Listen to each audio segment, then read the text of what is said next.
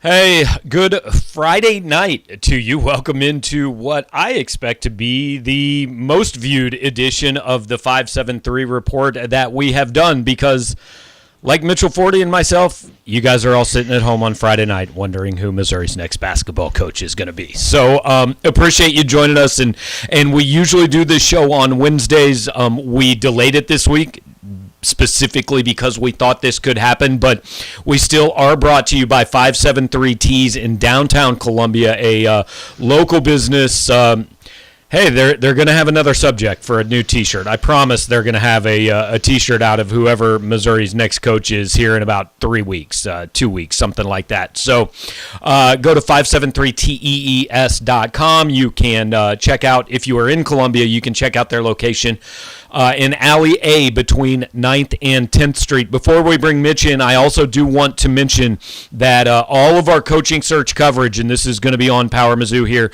later tonight after we do this show, but all of our coaching search coverage is brought to you by Asset Management Wealth Trust in Destin, Florida. That's John G. McHugh.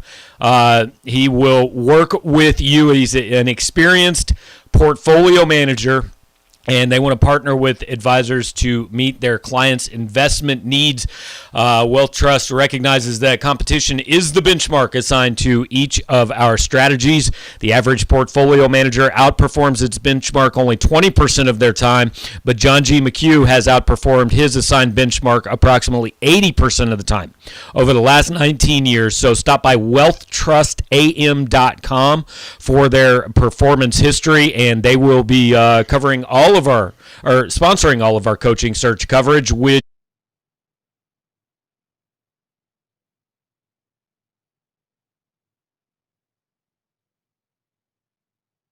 it's going to be really fun for about 6 days, and then it's going to be like, oh my God, why is it taking so long? They have to get this over. Yeah. I think there'll be a lot of excitement here at first.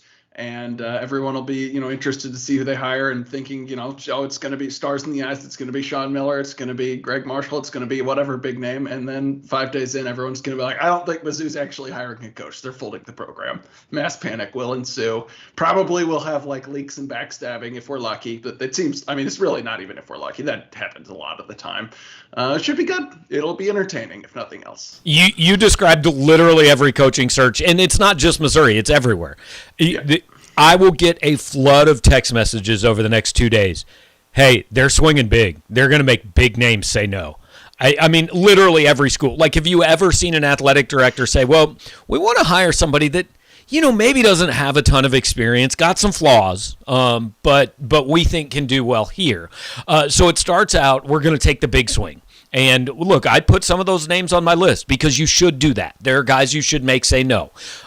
Because what's it take? It takes a search firm 12 seconds to call an agent and say, hey, would your guy have any interest? No? Okay, thanks. That's long enough. If that's what happens with Sean Miller and Buzz Williams and guys like that, so be it. You wasted 12 seconds of Eddie Fogler's time, and that's how it goes. But then some names will start to emerge, and you'll get the, oh, my God, we can't hire this guy. Just bring back Cuonzo. This is trash.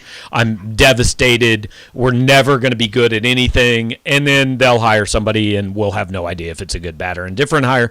But we will all make judgments on day one. So I guess we've covered it all. I don't know. That's how it's going to go. Yeah, I think you basically, and you forgot the point where you said we'll have no idea. Fans will know he is the second coming of the Messiah. Obviously, at first, it will be the after all the panic and everything, it will ultimately be the perfect hire, and he will be the coach to lead Mizzou back to glory, at least until he loses his first game. And okay, we're getting questions, and we will go through them. We may address some of them, certainly. In, I guess, what we will call the opening monologue. I don't know if two people can do a monologue, but we're going to do it. But we will get to your questions after that. This show normally goes 30 minutes. I have a feeling it's going to go a little bit longer. No offense to you guys. I got no desire to sit here with you for 2 hours on a Friday night. I wasn't doing anything anyway, but Mitch had texted me at 5:02 and said, hey, I've got a chance to go to the Big 12 tournament tonight. I said I probably couldn't, but now that we're after 5 o'clock, do you think I'm good to go? I said, yeah, you're fine. Go ahead. And did you make it to the parking lot, to the car? How far did you get? I actually made it to a restaurant down around the arena. I live pretty close, and then I left very quickly thereafter. Yep, I've been there. So and look, we're not complaining. Like coaching searches are good for us, and I want to be clear by saying that we never root for them. Like, I know a bunch of people are celebrating tonight, and if you want Missouri basketball to be good, and you were convinced that couldn't happen with Cuonzo Martin, I get it, but there's a lot of people that don't make $3 million a year that are now losing their jobs. And I don't expect people to feel awful about it or anything like that, but I just always think it's important to point out that this is not what we root for. Coaching is legitimately the only profession that I know that we celebrate when people lose their jobs. Maybe politics, right? Like when one guy gets defeated, the other side celebrates, but that's really it. Look, I wrote a long thing. It's on Power Mizzou. It's on our message board. If you're watching here, most of you have probably seen it up there on why I think it didn't work. And we can get into that a little bit. But, Mitch, I mean, you've been with you were either in school or just out of school when they hired Cuonzo, and then you've covered, I think, his last 4 seasons with us. So what's your kind of, 60-second take on why this thing that seemed like it should work didn't work? Yeah, I think my kind of first gut takeaway is like the industry has gotten to the point that there's just kind of not a room for a guy like Cuonzo Martin anymore. And I'm not sure that's a good thing, but it's just reality. Like all the things that college athletics claims to care about, Cuonzo kind of embodied. I mean, he really cared about his players as more than just players. He cared about teaching them life lessons. He cared about bringing in the right kind of kids and helping them graduate and all that type of stuff. And I don't know if that got in the way of him winning games. I'm not trying to say those things are necessarily mutually exclusive, but he wouldn't operate in certain ways. And like, again, there are guys who I'm sure who care about the right things and win games, but it's harder to thread that needle. And, that's not enough to keep you around. And I don't disagree with that. I just think it's part of the reality now. I think that people want to win too bad, and the pressure to win is too great, and the money to win is too great. Like, no one's getting paid $6 million a year to be a guidance counselor. I will fully admit that. I'm not trying to throw a pity party for Cuonzo Martin, but as you mentioned in your thoughts, I don't want to make too big of a leap here because obviously he's never told me this, but I think that he has a healthier perspective on life than most coaches that actually hurts him a little bit as a basketball coach. And he talks about this with us all the time. Like, you can't really hurt me unless you take my health and my wife and my children away from me. Yeah. Those things are more important to him than basketball because he's overcome so much and he understands that those things aren't a given. He almost didn't make it to this point for one reason or another, cancer, where he grew up, all that type of stuff. So I don't, and I'm not trying to call him lazy or anything like that, but I do think that when that is your mindset, your perspective, it's harder to, go out there and like live and die with each recruit and, stuff like with each result. And I think ultimately that can manifest itself in, digging in your heels and saying, what, no, I'm not taking that kid. Maybe he could help us, but I'm not dealing with that. I want the kid that fits my system best. And that can add up. And this team just didn't have enough talent, and there wasn't enough talent to feel good about next season. And I think the move was necessary. So I don't, like you, I don't want to throw all coaches like in this same box, right? Mm-hmm. But I think by and large, look, Mike Krzyzewski just coached his last home game. By and large, wildly successful coaches, especially in college, they're freaking messed up, man. Like, their personalities are just something I can't identify with. Mike Krzyzewski has done that for 42 years.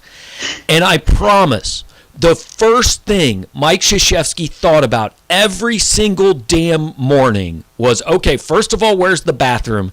Second of all, what can I do to make Duke basketball 1 point better today than we were yesterday? Every single day. And I don't want to say that Cuonzo didn't do that. That's not my point. But these guys that reach a certain level, I think, and like I know Kay put on the show with his family and they all talk about it, but like when Bill Snyder retired at Kansas State, he said he wanted to go spend more time with his family and everything, and then all of a sudden K-State football sucked and Bill Snyder's family just like, I'm going to go back and fix this other thing. We're good, guys. You saw me. I'm going to go fix this thing that I built. And it's just like what makes Cuonzo, and I know people are tired of hearing it, and we're not going to spend the whole show on this, but what makes him a good human being, I do think limits him as a basketball coach. It is, some of what Mitch talked about, and it's not the competitive. He is competitive. He wants to win every game. If you look at him during a game, he wants to win every damn game. Come on. But there are just, I think, limits, and I think there are things he won't do, and like you said, I mean, he should be dead at this point. Whether it's because he grew up in East St. Louis or because he had cancer, Cuonzo shouldn't be 51 years old, or 50, whatever he is. But he's here. I think the other thing is, and I've written about this some this year, and he's kind of said it, but not in so many words. I'm taking a little bit of a leap. But I think Cuonzo firmly believes that if you just work hard enough, you can be a good Division I basketball player. And like, Mitch, what are you, 6'5"? I am. Okay. Do you think if you worked on your game every single day for 12 years growing up, do you think like you could have played at Duke and been a starting good All-American player at Duke? You know what's funny is like all the days when I was swimming in college and hated it. I mean, I didn't really hate it, but when you're in the middle of it and you're grinding, you kind of hate it. Me and my friends would be like, dude, if we just played as much basketball as we did swimming, we could be great. We could easily do it. Then I play basketball against good basketball players, and I think I know the answer to that question. Unfortunately, is no. Right. So my point is, like, you can't just recruit guys that really work hard. Like, there is such a thing as natural talent. I'm not saying that Cuonzo didn't try to recruit natural talent. I think he did, but I think because of his path as a player, he thought, well, I did this. Why can't they do it? And some of them could, but I think there's a limit to it. And I know most people are not here to talk about Cuonzo Martin at this point. I think Mitch and I are both. Look, I've said for 19 years, it's not my job to advocate firing coaches. Missouri made the move today I would have made. I think, and the reason is very simple. It was going to get better than this year, but it wasn't going to get better enough. He'd been a Division I coach for 14 years. He'd been more than an 8 seed once. He'd won an NCAA tournament game in one season. That's not high enough to satisfy this fan base. That ceiling's just not high enough. And the next guy might be worse. Like, I think that's important to point out. Missouri's a sub-500 basketball program for 8 years. There is no guarantee the guy that replaces Cuonzo Martin will do better than he does. 5 years down the road, he might not have 2 NCAA tournament appearances. But you've got to have hope, and under Cuonzo Martin, the hope was just kind of like being a fan of a Major League Baseball team and going, hey, it'd be cool if we could win 87 and get in the wild card game, right? And nobody starts the season with that being enough. And when you have to sell tickets and you have to generate donations, I think this is the move that Missouri had to make. Yeah, I think it's important to establish, like, it's easy as fans when you get tired of someone, and as this season went on and was really bad, it could be easy to fall into the mindset of, oh, this guy's terrible at everything. Anyone would be better. It's a no-brainer. We heard that a lot as the season went along. And towards the end, I kind of realized, okay, things need to change. But for a while there, it's like, this is kind of a risky proposition. There's no guarantee that the guy you're hiring is going to be better. Now, that shouldn't be a reason not to make the move. And ultimately, I agree with everything you just said. You have to be able to sell hope, especially in college sports. And so, you got to get someone whose ceiling is higher. But there's no guarantee that, like, they can just go out there and name their coach and he's going to be better than Cuonzo Martin. So, it's obviously, you say this to every hire, but they got to get this right, especially after what Mizzou basketball fans have been through over the past however many years. We've talked, on the message boards, like, how good is this job? And it kind of, it's teetering, I think, on like, maybe it could get back to where it was, but it's been a while. If you go another 4, 5, 6 years without it getting back there, then you're really starting to be like, okay, not that many people were even alive when this team was perennial. And I wrote about that in our mailbag. I compared Missouri basketball to Tennessee football fans, and I think we've got a good dynamic to talk about that a little bit, because you have not been alive when Missouri was consistently good at basketball. You were born in 96, is that right? 95. 95. Okay, so you were born 2 months before Tyus Edney broke Missouri fans' hearts. You were 2 months old. That is correct. And the truth is, since then, I remember when they hired Kim Anderson, I was talking to Gary Link, and he said, we've had moments, like we've had blips, but we haven't sustained it. Since 1995, Missouri has not sustained basketball success. Quinn Snyder made 4 straight NCAA tournaments, and that counts. That's semi-sustained. It then cratered. Mike Anderson, I think, made 3 straight, maybe. And then you add Frank Hayes. He might have made 4. I don't know. He made 3 or 4, and then Frank Hayes made 1. And so that was as close as they've gotten to sustained success. But the point is, you've got to be pretty close to my age to remember. And so there's a lot of talk about what this job in this program should be. And it comes almost exclusively from people my age and older. Because I came to Missouri, number 2 reason I went to school at Missouri was to watch Norm Stewart's teams play. Like, that's what I grew up. I grew up on Chivas and Peeler and Doug Smith, and that's what I wanted to see. And you grew up on, I don't know, I mean, I guess you were 13 when Damari Carroll was here. You probably didn't pay a ton of attention to him living in Louisville. I mean, I guess you were in school for were you in school for the 2012 team, for Hayes' first team, or were you a senior? No, I was in high school. Yeah, okay. I mean, I grew up not really paying attention to Mystic basketball, to your point. Which a lot of people don't. They had a couple. Yeah, they had a couple good seasons when that year they went to the Elite Eight when they were a 3 seed, and then obviously the year they won 30 games the regular season, Hayes' first year. Well, like, I sort of paid attention to him because I liked sports, but yeah, like in my mind, growing up, they were never very good as a basketball program. Right, and so I don't say you have to do this to sell tickets, because ticket revenue is not as big a deal for basketball as people think. I've got to credit Dave Matter with this. I was talking to him, and he said in Cuonzo's first year when they sold out, they made $5 million. So they're always going to make $2.5 million. I mean, losing $2.5 million isn't that big a deal. But it's more just that kind of feeling of, do people care? You are going to see national lists for coaches. A lot of them are already out, and I promise Missouri fans are going to go, what the hell? That can't be our list.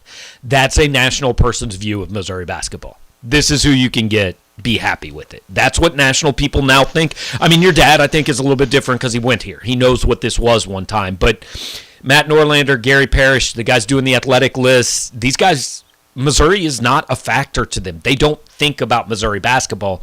And every year that gets added on to not thinking about that is another year and another generation of fans that you are risking losing forever. So that's where we're at. Let's do it this way. Let's go back and forth with, hey, who's your number 1 guy? We'll finish out a top 5, and then we'll just hit questions, because I think a lot of the questions are going to be, what about this guy? What about that guy? Blah, blah, blah. I've written about who my number 1 guy is, and I'll talk about why in a minute. Mitch, I think it's yours too, but your first call is who? Yeah, Sean Miller. And I don't know that it's realistic at all. I understand, people have objections, but one, Bruce Pearl and Will Wade and Bill Self are still coaching. So the NCAA has sent its message that, whatever. I understand that, like I said earlier, it's nice to say all these things about, quality young men and doing it the right way. And there's no evidence that Sean Miller wasn't molding quality young men while he was paying them. He just was paying them to go to school. And I do think he falsified a couple of their transcripts, but. Yeah, well, okay. But most of what he was doing, also to my next point, is legal now through NIL. I don't have a moral qualm with it. I just don't think it's very realistic. But he's won big. He's 53, I think, something like that. He's pretty young. He would be my top choice. Yeah. And I wrote an entire column based on this. In full disclosure, I wrote it 2.5 weeks ago. But I don't think it will happen. I don't think Missouri will make the call. But you just mentioned the 3 names: Will Wade, Bill Self, Sean Miller. Bruce Pearl. Missouri played them in 4 games this year. They lost those games by an average of 16.5 points. Will Wade won an SEC title. He's about to go to his 3rd straight tournament. Bruce Pearl briefly had the number 1 team in the country. Bill Self we know what he's done. That's how you do it. That's how you do it. You hire a guy who can get players, and you never one time ask him how he's getting players. And if the NCAA comes calling, you say, find what you can find. We will not cooperate with you. Piss off. Here's the double birds. Find what you can find. If you feel like you got to go walk up in the rafters and take down a banner, cool. Because I saw Marcus Camby play in the Final Four, and I saw, I saw DeAndre Ayton at Arizona. I don't care if you say it never happened. I know it happened. So I agree. That's number one, and neither one of us thinks it's realistic. I mean, I don't think Missouri's calling Sean Miller, and if they do, I don't think they'll hire him. But we both think they should. So let's finish out a top five. We'll just kind of go back and forth, and if we have some of the same ones, we have some of the same ones. But I want these to be realistic. I mean, like, I put Buzz Williams on the hot board. It's not real. He would be in my top five. Missouri's not hiring him. It's not going to happen. So we're talking realistic hires to finish out a top five. I don't know for sure how I feel about this one, but I at least take a look at Chris Mack. I know it was a train wreck at Louisville. I know there's some weird stuff going on. So I don't know if I'd ultimately hire him, but I would not go through this search without doing a lot of homework on him. Right. Yeah, I would need to be convinced, but if I was in charge of the search, I would be open to the idea that he could convince me. Here's the thing on Mack. On one hand, I think it's very possible that anyone would have kind of crashed and burned in this situation in Louisville. That place, you're coming off of you had Tom Jurich, the athletic director, longtime athletic director, got fired, and Rick Pitino got fired. So you're coming into a position where that program's been immensely successful, and its rival is the most successful program in the sport that it always compares itself to. And you've got sanctions hovering over you, and just a lot of administrative issues. They currently don't have a president or an AD. So I think that was a really hard spot to step into. That being said, the circumstances under which Chris Mack left were not good. His team basically quit on him, and during press conferences, he had players barely avoiding saying bad things about him. Like one player was asked do you support your coach? And he was like, no comment. So that's not good. That's clearly locker room issues. Two, and this is more of a red flag to me, his contract called for him to receive $12 million buyout, and he settled for 4.8. If it's me, I'm not giving up $7.2 million unless I think there's a very real chance I could get zero because I could get in big trouble. So that worries me. Okay, so who's next on your? Well, I need a ruling on whether or not it's realistic, because you mentioned Buzz Williams, probably not. Steve Forbes, probably not. Dana Altman, probably not. Is Mike White at all realistic? I would say it's possible. I would think he would. I mean, I guess he could do a get out before the posse, before they fire me, and get a fresh start. Possible. I wouldn't say super realistic, but I would say more possible than a couple of those. I don't think it's super realistic either. He's got a better, on paper, he's got a better job right now at Florida. But the only reason I mention it is, he also followed a really good coach at Florida, and I think the fans have been a little restless there. They haven't made the tournament, they made it last year. They were like a 10 seed, but they didn't make the tournament this year. They've been, a higher seed the past few times they've made it.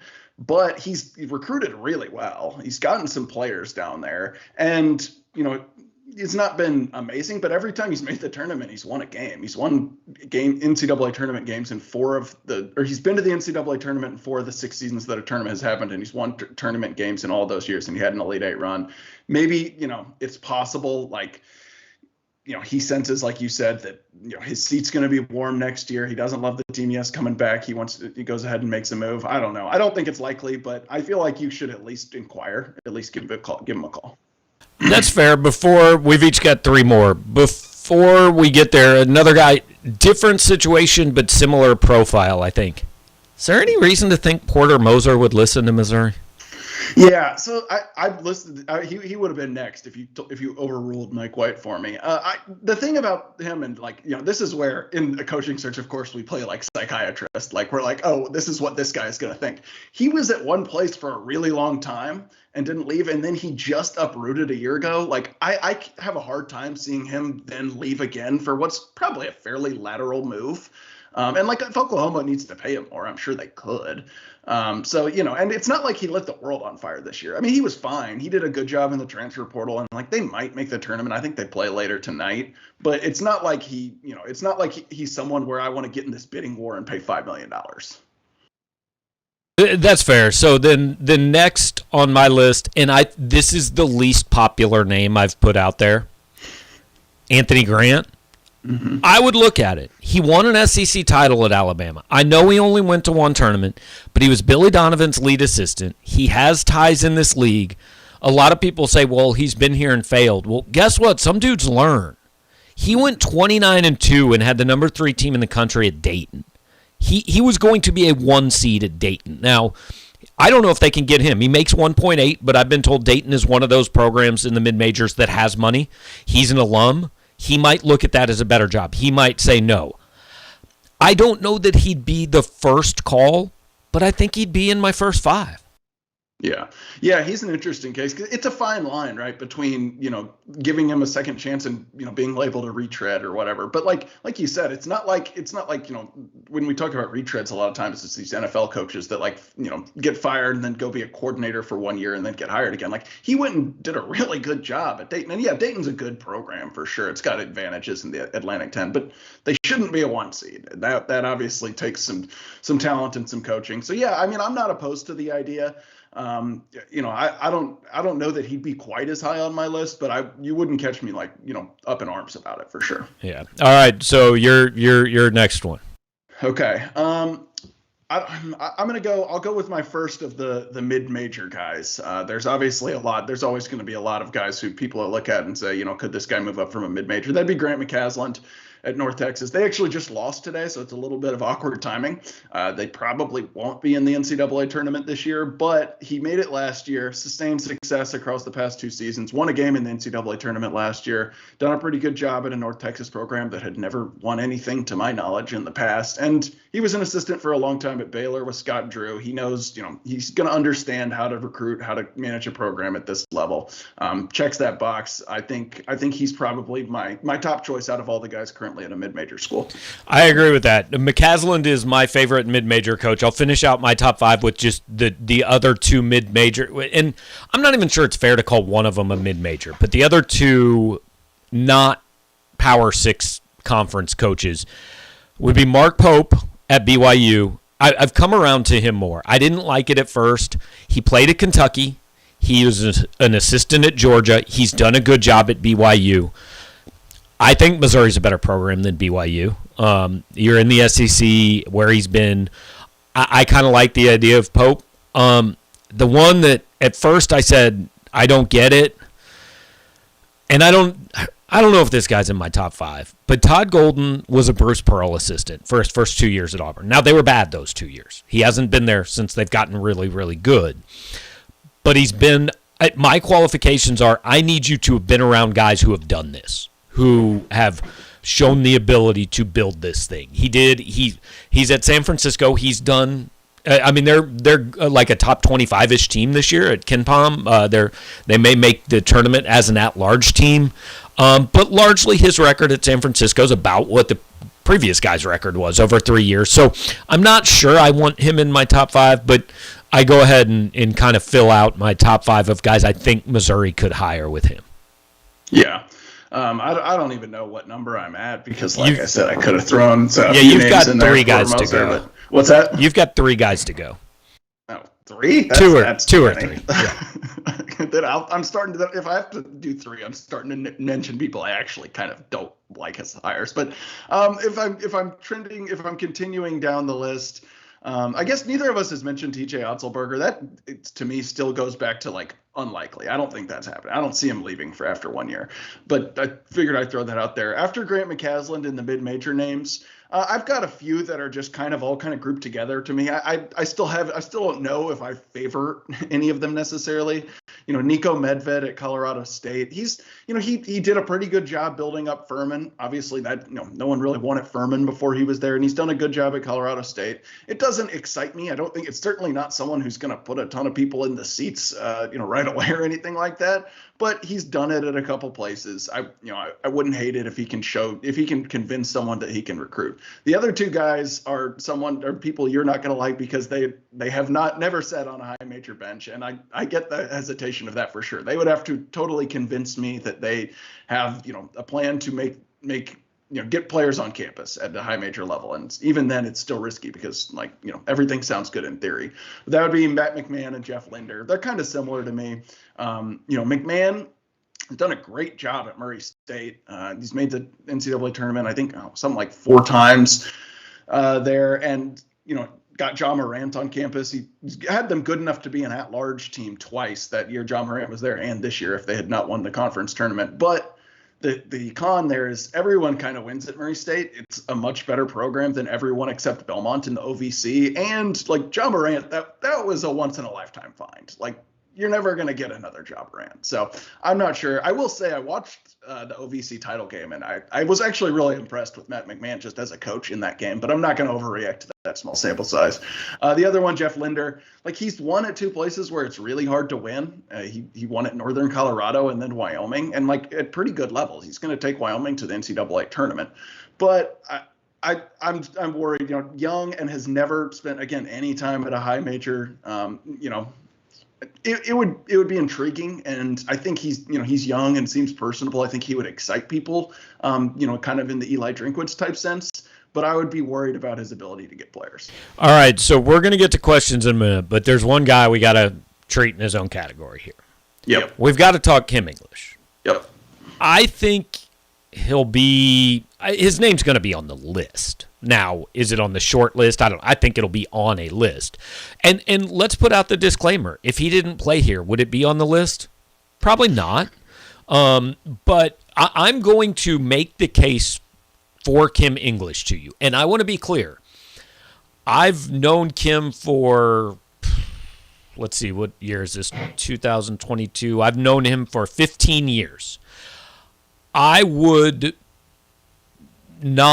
English would not be my first hire. I just said he wouldn't be in my top 5 probably.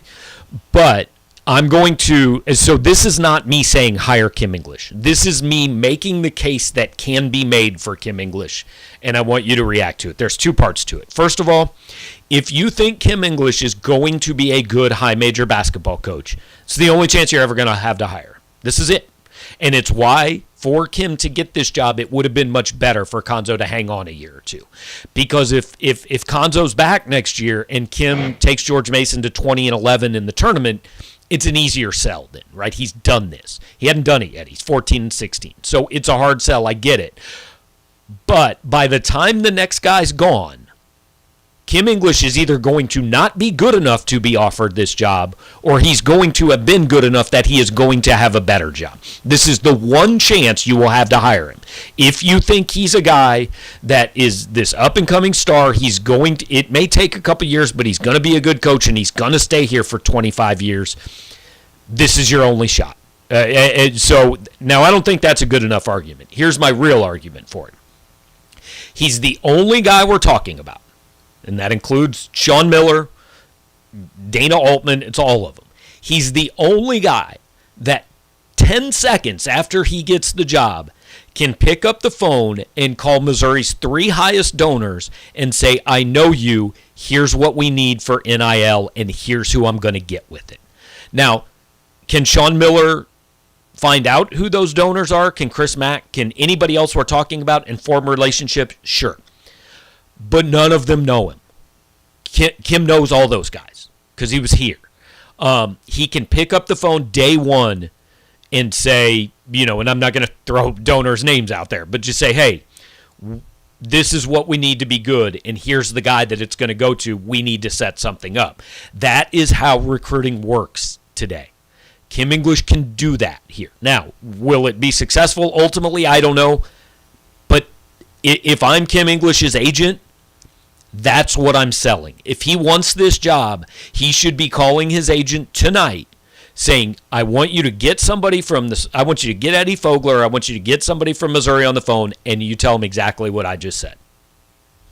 Yeah, I think Kim English probably has the highest ceiling of anyone we've talked about. I mean, maybe aside from like Sean Miller, because Sean Miller's proven he can, have a team in perennial national title contention. But Kim English is a guy who, he could absolutely turn this in. I mean, I think he could, at his best, be a recruiting machine. I think he could absolutely get talent here. And because of the ties here, he could be a guy who he's 33 right now. He could be here forever. I mean, he could be like, in a perfect, we're talking ceiling, he could be like Mizzou's Mike Krzyzewski. Obviously, I'm not saying he would be that successful, but you get what I'm saying. But my thing is this, I'll play the devil's advocate since you made his case. I don't think he's ready, and I wouldn't consider him if he hadn't gone to Mizzou. And ultimately, that's how I always try to look at an alum hire. I don't think. I mean, you look at his head coaching jobs. I mean, he was at George Mason for one season. They had winning teams the last 3 years. They went 14-16 this year. Now I understand that when you bring in a new coach, you've got to remake a roster, all that. I'm not saying he can't be a good coach. That doesn't show me anything yet. And then when you're talking about a guy who's 33 years old, like, you have the pro of like you could get in on him early when he's young. I wonder about, how much he's going to have to learn on the job, how much he's going to have to learn about all the stuff that goes with being a head coach. And like, you mentioned dealing with the donors, like that's easy to do when things are going good, but when things are going bad, that's a really hard thing to do, and get everyone pulling in the same direction. Like that's a buzzy thing coaches say, but that's a hard thing to do. And I don't know if, young guys often don't understand that. And I don't know that Mizzou is in a place where they want to sit around and let a guy figure it out for, 4 years or something like that. All fair. Fans out there who are saying, I want the Eli Drinkwitz of basketball, Kim English is that higher. He is. And I'm not saying he would recruit as well, but he's look, we don't know what we have here, but we think the ceiling could be great. And again, I'm not advocating that should be Missouri's hire. I would make other calls first. But if I get down on my list to where I'm looking at Nico Medved and Darian DeVries and Dennis Gates, hire Kim English over those guys. I'm okay with that. And the advantage Kim has, he's been on a bench with Frank Haith, and I know people think whatever you want of Frank Haith, but he is a somewhat successful Division I coach. He's been on a bench with Tad Boyle, who's a pretty good coach. He's been on a bench with Rick Barnes, who's one of the best coaches in America. So he's been around success. Again, he's not in my top 5, but if your top 5, whoever they are, say, I don't think we can make it work, then if you're getting down to the point of, hey, let's hire this mid-major guy and hope he's good, then I've got no problem with Kim English being that guy. So, hey, we're going to get to your guys' questions. Want to ask you 2 favors. First of all, I want you to support our sponsors. That is 573Tees, 573tees.com. You can check out all of their merchandise. I don't know if they've yet designed anything for tonight, but, they probably don't celebrate somebody losing his job, but they may have one in a couple of weeks. So check them out at 573tees.com. Also, Wealth Trust Asset Management in Destin, Florida, an experienced emerging portfolio manager designed to partner with advisors and meet their clients' investment needs. You can find them at wealthtrustam.com. They're going to be our sponsor throughout this coaching search, however long that lasts. Also, as we get to your questions, I want to ask you guys to do a couple things. Hit the like button on this show. Hit the subscribe button to the channel. This is more people than we have on for most of these shows. So anything you guys can do to kind of spread the word. And hey, we might do some of these pop-up shows throughout the coaching search. Who knows? We'll see how tired we are and how it goes. But all right, we're going to do just rapid fire. And if I get to a question where it's been asked before, I'm just going to skip over it. So I'm not going to hit every question, but I'm going to go in order. Stuart wants to know Mccasland, Matt McMahon, Tang, Dana Forde, Jonas Hayes. Scratch Jonas Hayes. He's mentioned to Georgia because he went to Georgia. Dana Forde, I'm not big. What would you take an older coach or an up and comer? And my answer to that question, Mitch, is always I don't care. I just take the best coach. I don't care if he's coached before or not. Like I take the guy that I think is going to do the best job. If that's Anthony Grant, okay, cool. If it's Jerome Tang from Baylor, also cool. Don't care. Yeah, so I actually did want to briefly touch on Tang because he's a guy that a lot of people have mentioned. I don't know a ton about him. I actually didn't know anything about him until today. He's been at Baylor forever. He's Scott Drew's number one assistant. He's been there for 18 years. I don't hate the idea. I typically like someone with head coaching experience, but, someone who's been around that program for that long should have a decent idea of what to do. It obviously worked out really well with Arizona and Tommy Lloyd this past year. And I have my Jerome Tang fun fact, which is the only reason I really wanted to talk about him. At one point in time, he was a high school coach, and he had a high school player, not his team, but one player score 101 points in a game, which I think is awesome. If he can recruit that guy, do it, because I assume he at least made a few threes. Look, I want to throw out my one worry about Jerome Tang, and I think it's less of a worry now that most of what they do is, and look, I just advocated hiring a guy who cheated. So, I'm not super worried about it. But the reason Quinn Snyder ultimately didn't work here was he thought that you could do the same things at Missouri that you could do at Duke, and it didn't work. So I would have a little concern that he would think private school just won a national title, this machine that Scott Drew has going, we're just going to take that and do the same things in Columbia, Missouri, and not even just the legal part, just I'm not sure it would translate. But I'm not hugely objectionable to it. It's an interesting name. Speaking of Baylor, Colby says give Scott Drew whatever it takes to bring him to Columbia. Like, what would they have to pay Scott Drew to get him to leave the place he just won a national title at, where they will build a freaking statue of him? Like, does he do it for $9 million a year? Right. Like, I don't know what Baylor's paying him, but, I mean, whatever Mizzou offered, Baylor could match. Like, Baylor has more money than Mizzou, so it's somewhat irrelevant. I don't know. Yeah, sure, like $10 million. I just looked up, a quick Google search tells me Scott Drew's making $2.8 million. That doesn't seem like it can be right. Also, I'm going to guess if Scott Drew got a call when he went into Mack Rhodes' office and said, so Mack, I'm looking at this. What do you think? I don't think Mack's going to give him a glowing review of Missouri. I could be wrong on that. Yeah, I think you're right. I think we can go ahead and cross that one off the list. Okay. Let's see. I can't imagine Miller would consider Missouri. If he would, no-brainer. Chris Mack's a proven winner. Too bad Greg Marshall seems... Yeah, Greg Marshall, unhirable. We agree, right? Yes. That wraps up that. Greg Marshall's wife, also unhirable. Why even mention a thug like Miller? I don't know that he's a thug. He paid players. And I mean, like, look, I'm not advocating that you get a program full of rapists and murderers and cover that up. I'm advocating that you get a guy who does things the way other good college basketball coaches do them. Anything to add? No, I agree. Yeah, I mean, yeah, that's it. Yeah.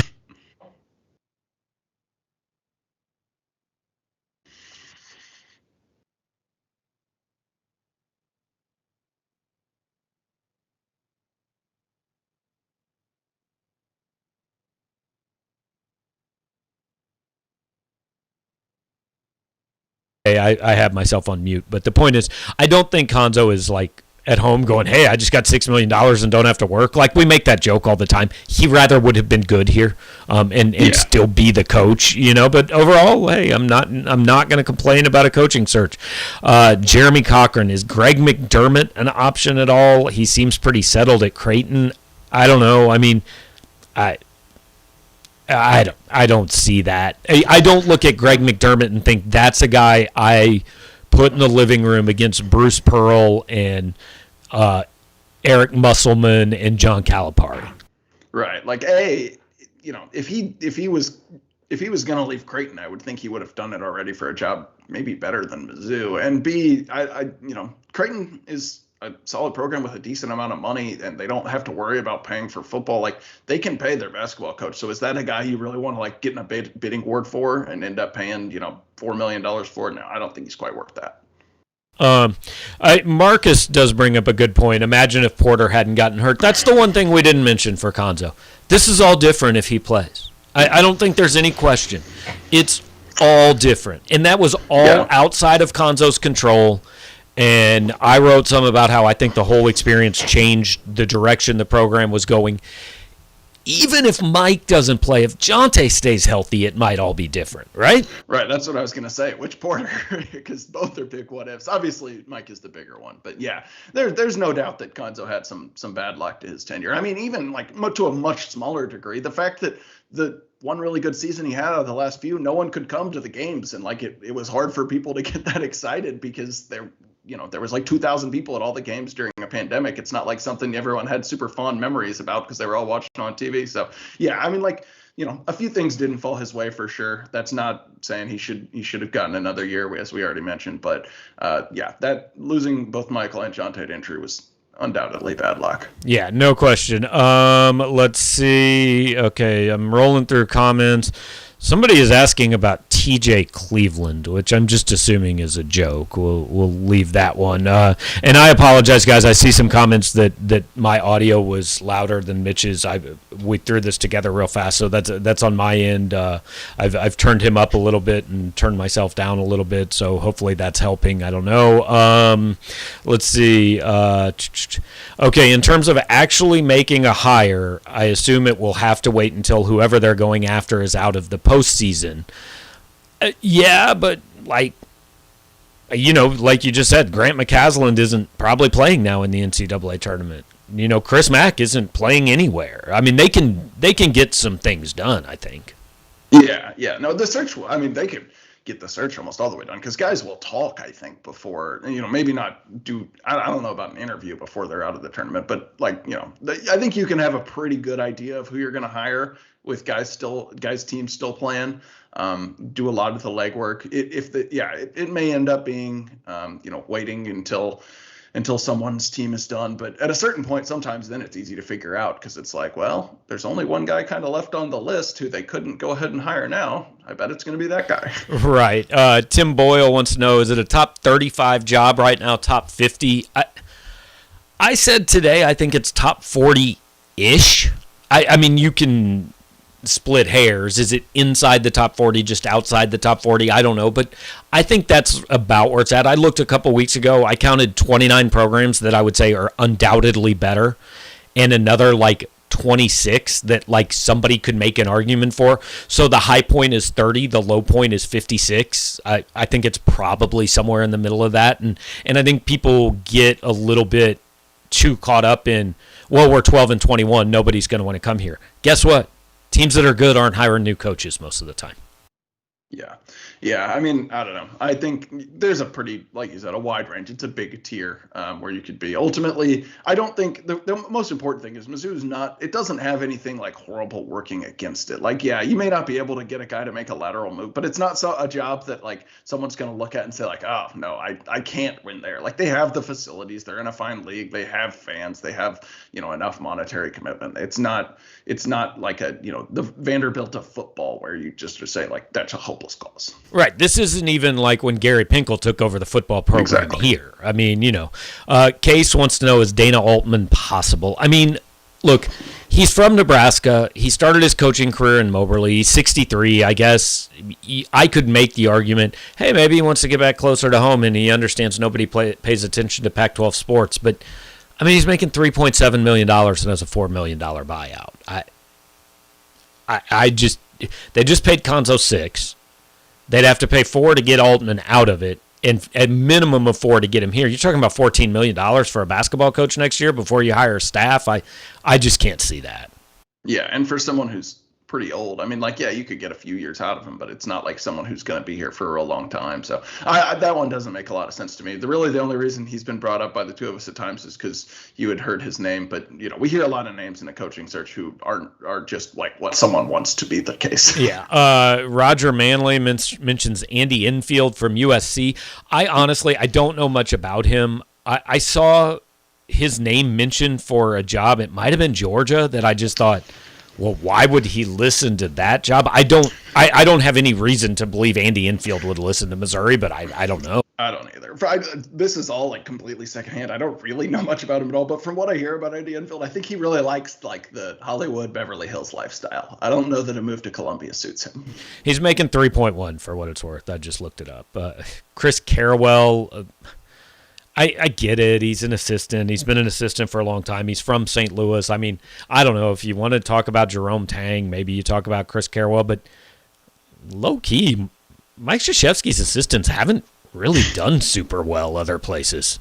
No, not at all. I can't think of really a single one that's been super successful. I can think of a lot that have not, but I mean, Tommy Amaker's doing well now at Harvard, but he was not good at Michigan. Exactly. Yeah. So no, I don't. I hate to put everyone under the same umbrella there or whatever, but no, that scares me a little bit, and especially when you're already talking about, like we said, it'd be better, I think, to get someone with head coaching experience. That he would be pretty far down my list. Jake wants to know how much impact donors have on the search. I mean, look, they're going to be talked to, but I don't get the feeling that the donors are making the hire. I think most of Missouri's big money donors are the type of guys who are like, look, I don't know who would be necessarily a good. I mean, they might have opinions and stuff, but I don't think they're the ones that are going to necessarily insert themselves in the search and say, hey, you have to hire this guy. Right. Yeah, I agree. Okay, let's see. Do you think a good coach could make this a tournament team? Not with this. I hope so. Not with this roster. No, I mean, if we're talking next year, not with this roster. I thought he was just saying, could a good coach make an NCAA tournament here? And I was like, well, I hope so. I mean, even I think like within a year, like making the NCAA tournament is just not that hard. Like I think it wouldn't have been impossible that Cuonzo Martin could have made the NCAA tournament next year. Now I wouldn't have bet on it, and I'm not saying that it's a must. Like it's a disappointment if the next coach doesn't. It'll take some remaking of the roster, but yeah, I definitely don't think that's impossible. Look, I mean, Cuonzo took a team that had gone 27-68 to the tournament. And I know Michael Porter and Jonte aren't sitting out there, but like there's going to be really good players in the transfer portal. And Missouri's going to have some spots. We're going to wrap this up in a few minutes, and I want to talk about that real quick. Jeffrey Weber says Ron Hunter got IUPUI to the dance, won a tournament game at Georgia State, and has Tulane in the AAC semis. I have only one requirement. If Ron Hunter's the coach, he has to coach on the rolling chair all the time. Yeah, for sure. On the little rolling stool, and ideally fall off of it once a game. I would be bored on that. Somebody's asking what we think of Travis Fisher, and I think he means Travis Forde. Okay, yeah, I don't know who Travis Fisher is. Travis Forde has been a head coach for 17 years. You know how many NCAA tournament games he's won? One. He's a less successful Cuonzo Martin. I'm out. Yeah, I mean, there's a reason he's at SLU. I don't see Travis Forde whatsoever. I think he's just like a name people know. But he's going to campaign for this job. I promise you, he's going to get some people trying to roll that ball. I wouldn't. I mean, look, whatever. If they hire Travis Forde, I'm going to cover Travis Forde. But I don't think it's the hire. Let's see.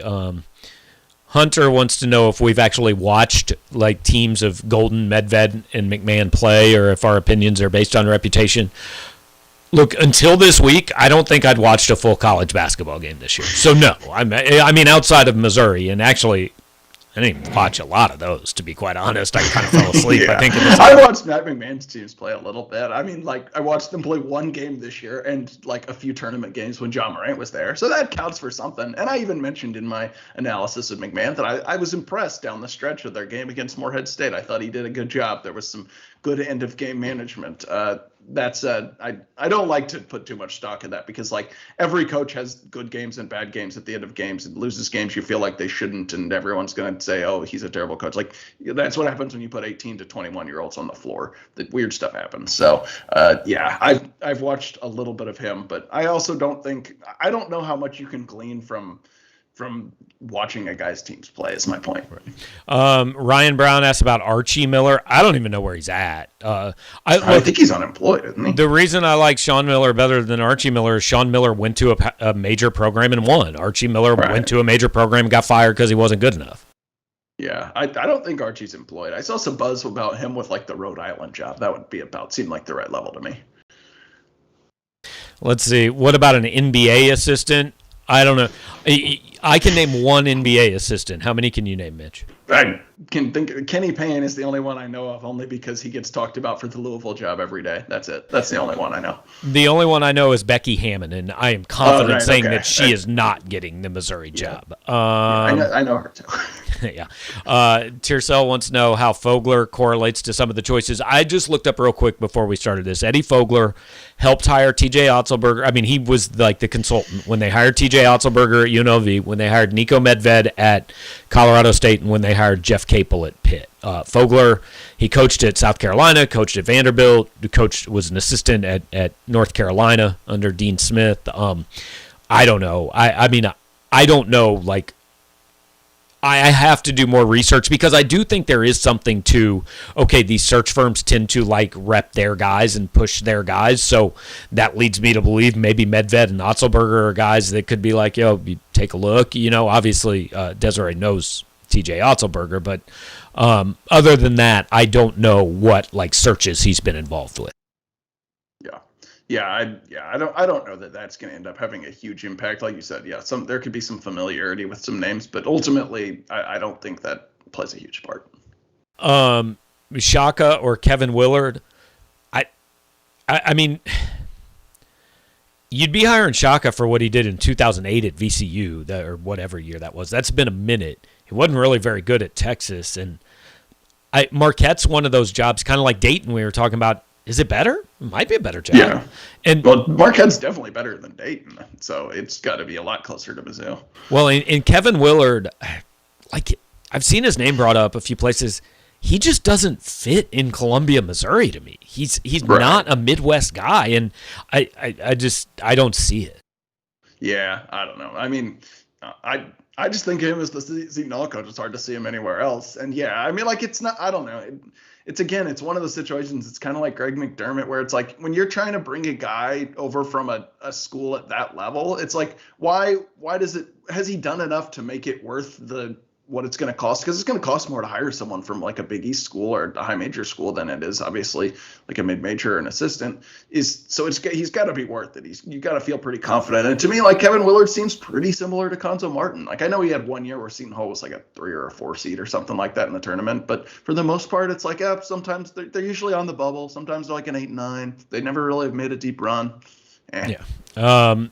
All right, a couple more here, and then we're going to wrap up. Mike Boynton from Oklahoma State. I mean, he had 1 year. He went 21-9 with the best player in the country, but I don't know what Mike Boynton's done to make you go think that's the guy to hire away necessarily. Yeah, I feel like he gets paid well. I could be making this up, but I feel like he got a contract extension. He makes a lot of money. So I could be wrong, though. All right, so I want to finish. I want this to be our last question. Yeah. Who would be the Dion Sanders of college basketball? So this is great. Here's what we're doing. These are the rules of this discussion. It just has to be an NBA player, a former like good basketball player, and he can never have been a head coach before. I got my answer. Okay, right I'm going to let you go because I don't know. Ready? Dennis Rodman. That's the Dion Sanders stuff. I mean, he's way more insane than Dion. Like Dion was like flashy and loves publicity. Like he was, but like I don't think he's like clinically insane like Dennis Rodman, who like gets drunk and goes on TV and goes to North Korea and all that stuff. But I mean, it get people interested. Okay, I've got mine. Shaq. Oh, that'd be awesome. I mean, huge name, great all-time top 50 player. Great personality. Did you see the video the other day of him trying to convince Kenny Smith that filling up 4 times for $20 was cheaper than filling up for $80 once? No, I did not. Oh, I'm going to find it, and I'm going to send it to you, and you have to watch it after he legitimately spent like 5 minutes trying to convince Kenny Smith, no, if you just go, instead of spending $80 to fill up, if you let it get halfway down and spend $20, and then let it get halfway down and again spend $20, and Kenny's like, but I'm still going to spend $80. And he's like, but no, because it's halfway, you only have to fill up for 20. And he's like, but then that's only 40 because 20 is not half of 80. It was amazing. I'll send it to you. Shaq, that is a good answer. That's probably more analogous. I just thought of like the wildest former player I could. That's much more analogous. I mean, like have to imagine he would have zero interest in coaching. Like Shaq makes bank. He's involved in all sorts of stuff. He lives a great life, it seems like. But why is Dion coaching? What? But why is Dion coaching? I don't really know. I mean, like that. Yeah, I don't really know that. But I feel like Shaq is more high profile than Dion was before Dion got into coaching. I mean, look, we have solved this. Shaquille O'Neal, Missouri head basketball coach. I'm rewriting. I say rewrite the hot board. Put Shaq number 1. If I can make you this promise. If Missouri hires Shaquille O'Neal, I am taking a selfie standing next to him at the introductory press conference because I will come up to like I feel like above his belly button, but certainly not to his armpits. I'd say about the armpits. You think? I don't know, man. He's got like 16 inches on me. I'm trying to think who. I mean, you've stood next to Jordan Wilmore before. They're about the same size. Where do you come up on Jordan Wilmore? I've never paid attention. I don't know. The biggest human I've ever been around, I think, is Patrick Ewing, but Shaq would be bigger. I'm on the higher Shaq. Let's do it. Yeah, so we figured it out. It took an hour, but we got there. 100% has to happen. Missouri basketball coach Shaquille O'Neal. Okay, so I want to finish this up kind of semi-seriously. Look, we talked about the roster. There's going to be some roster management to be done. A lot of these guys don't really have another option, so we'll see what happens with them. But I can guarantee you that probably even before tonight, but certainly since 5 o'clock, representatives of or people around Kobe Brown and Trevon Brazile have gotten phone calls. I can promise you it has happened. I would imagine people are bothering Aiden Shaw. I don't really know if there's anybody else on this roster who people are necessarily trying to poach, but I would assume that those 3 are being tampered with. And look, it's college sports. Cry if you want. Missouri would do it too. So, but holding on to at least, I mean, if Kobe goes somewhere to play in an NCAA tournament his last year, so be it. I don't think you'd hold it against that kid, and I don't think Kobe Brown is program changing because he does only have 1 year. But Trevon Brazile and Aiden Shaw, like that needs to be priority 1 of at least keeping those guys around and saying, give us a chance and find out who the next coach is before you decide to do anything rash. Yeah, no, I agree. And I really can't forecast. I just don't know these guys well enough because we don't interact with them enough to know really where their head's at on all this stuff. I mean, obviously Aiden Shaw during the recruiting process is going to say a lot of it was due to his relationship with Cuonzo Martin because no one picks a school and it's like, yeah, I didn't really like the coach, but it just like made sense because it's down the road. So I don't know. I think that those are Trevon Brazile in my mind is number 1. Like, that dude, he finished the season so well. You just watch him play, and you see a few plays every game where it's just like, man, he can do stuff that not a lot of human beings can do. And when he puts some muscle on, I think he could be. I mean, I do not think it's a stretch to say he could be an All-SEC guy, and maybe as soon as next season. So he's number 1 for me. Kobe Brown is a very good college player, and I wouldn't be stunned if he ends up staying at Mizzou just because, like, where else is he going to get to be the leading scorer and the number 1 guy and play with his brother? Now, maybe he doesn't want that. Maybe he got a taste of that this year and was like, wow, that's not nearly as fun as the year before when I was the number 4 guy, but we won a lot of games. So he may want to do that. But yeah, I think that keeping Trevon Brazile around is a priority. Obviously, it'd be nice if you could keep Aiden Shaw. But if that's the casualty of changing coaches, it's not the end of the world. Yeah. So, all right. Well, we've explained everything that went wrong. We've told you 15 guys that aren't going to get the job, and we've hired Shaq. I feel like that's a good night's work, huh, Mitch? Yeah. Good Friday night. Ready to do it all again tomorrow. Yeah. Well, sorry that you didn't get to go watch the Big 12 tournament tonight, but appreciate you helping out and jumping on, man. Happens. All right. We'll talk to you later. We're going to let Mitch go. Want to remind you guys of a couple of things real quick before you all jump off. And that is, first of all, please hit the like button on the show, subscribe to the channel, share what we're doing here. It's much appreciated. We're going to be really busy and have a lot of content the next few weeks. We have already a board with 18 potential candidates listed on it. We have my explanation of what went wrong in the Cuonzo Martin era, why it didn't work. Mitch offered some thoughts on who he thinks should be the next coach. I offered some thoughts on who I think should be. I wrote a column on Sean Miller, we've got all that up, and the news broke 3 hours and 20 minutes ago, guys. So this is my sole focus for the next 3 weeks. Mitch is still going to do some spring football, or I say 3 weeks because that's just kind of a general, whatever, 3 days, 3 months, however long it lasts. This is my focus. Mitch is still going to do some spring football. Certainly will be helping out on the coaching search. Sean Williams is going to be covering recruiting for you guys. We put up a list of, I think it was like 13 guys who are in town, or supposed to be in town tomorrow. It's been a long day. I can't remember the exact number, but that is all on the site. I hope you check that out. I hope you're with us throughout this coaching search. As I said, we may jump on here and do a few of these impromptu shows. We certainly will have another 573 report next Wednesday. We'll get back on schedule, but hey, life's on hold for the next however long it takes Missouri to find a basketball coach. So appreciate you guys spending some time with us here on Friday night. Want to remind you to go to 573tees.com, 573tees.com. Check them out. They've been great sponsoring this show for a couple of years now, and we certainly encourage you guys to go there for your Mizzou apparel needs. They've also got plenty of other stuff.